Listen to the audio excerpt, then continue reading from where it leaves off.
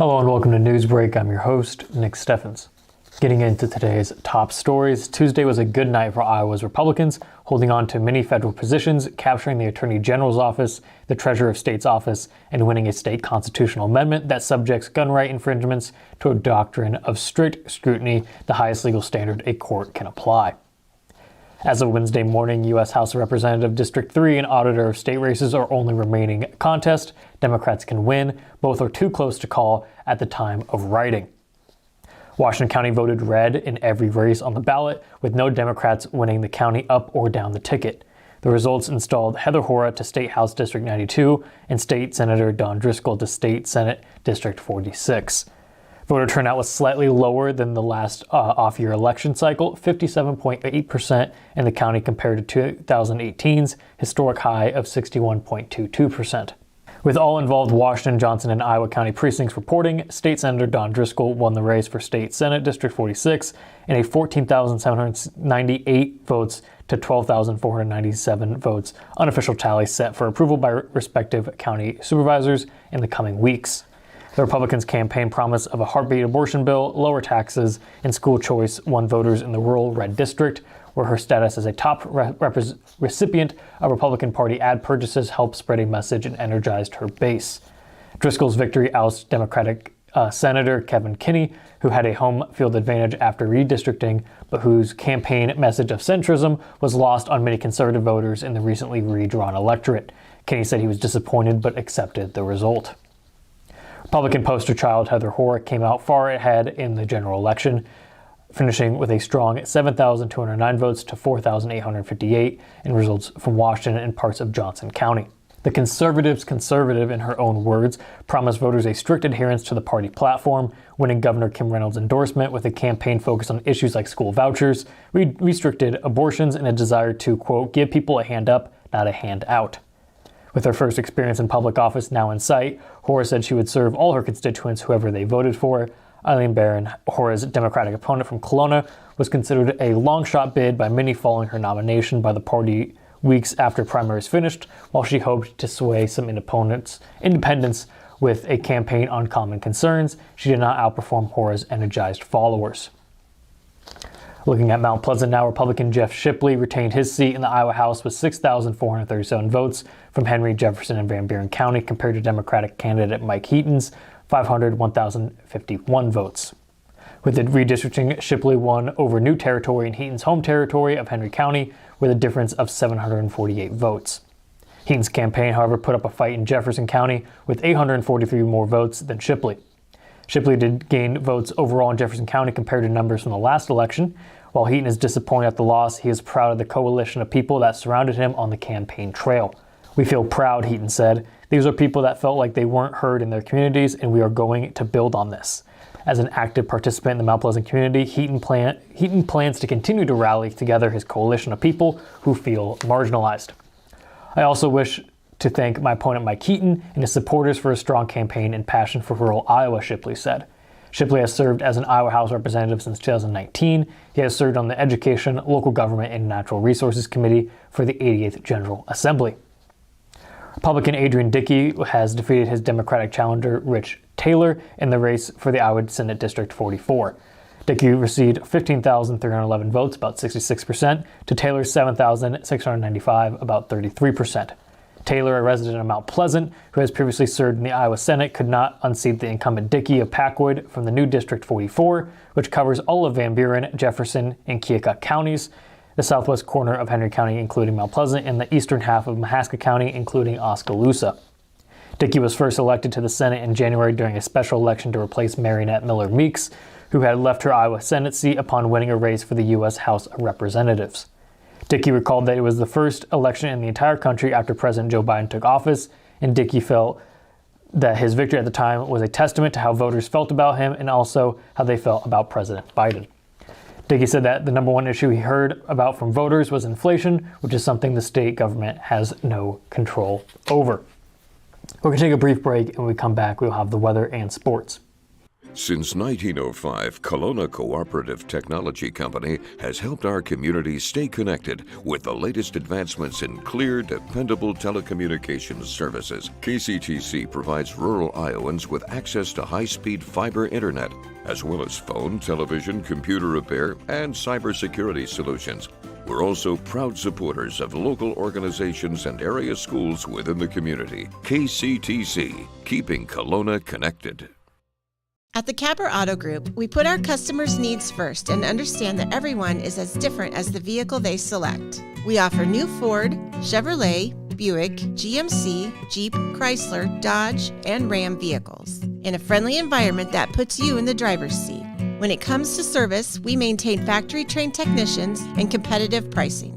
The Capper Auto Group still believes that service after the sale provides the best customer experience. Come see the Capper experience for yourself.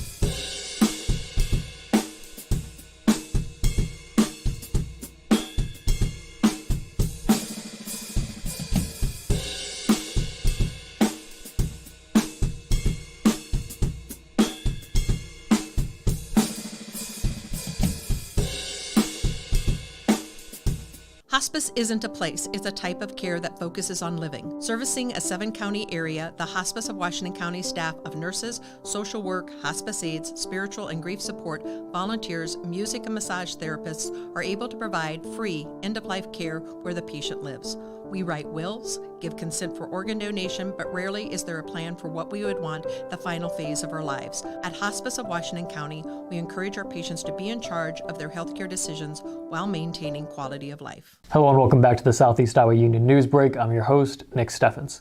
It is now time for obituaries. Kenneth Joseph Staldler of Huxley passed away on October 24th at the age of 59. Graveside services will be held at 11 a.m. November 12th at St. Joseph's Cemetery in East Pleasant Plain. Gold Funeral Home is in charge of the arrangements. Edith Rose Shanholzer of Mount Pleasant passed away on November 6th at the age of 98. Services will be held at a later date. Murphy Funeral Home is in charge of the arrangements. David Kenneth Luckman passed away on November 6th at the age of 80. Graveside services will be held at 11 a.m. November 10th at Evergreen Cemetery. Banner Funeral Home is in charge of the arrangements. That was obituaries. It is now time for the weather. The weather is brought to you by Jacqueline Areola, LLC. Come visit Jackie in her new location downtown. She is ready to serve Washington and the surrounding community. Today we've had some great weather and you better enjoy it while it's here because it is about to get cold. Today's high was 76 with partly cloudy skies. Tomorrow it will remain in the 70s but drop to 24 degrees overnight.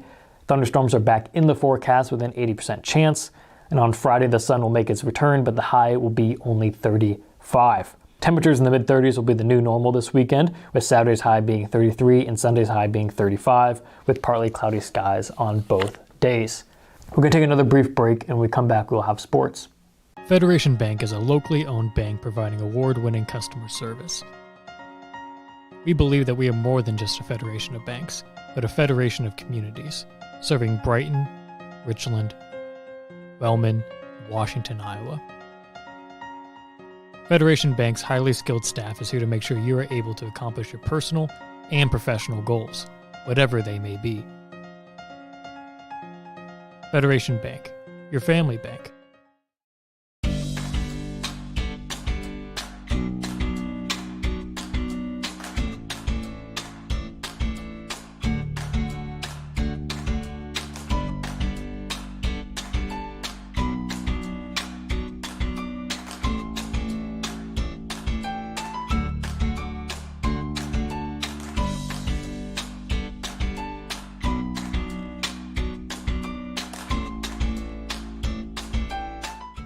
Family owned and operated by Andy and Sarah Ross. Ross Auto has been your vehicle repair and maintenance headquarters since 1935.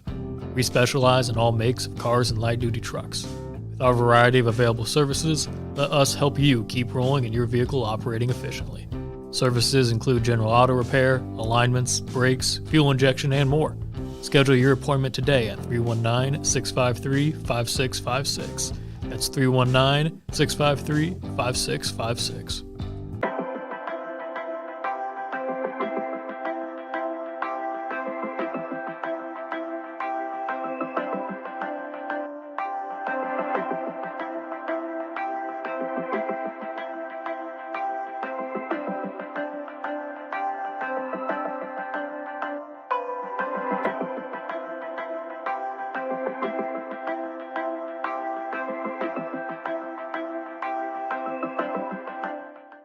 Hello and welcome back to Newsbreak. I'm your host, Nick Steffens. It is now time for sports. Sports, brought to you by Fairway.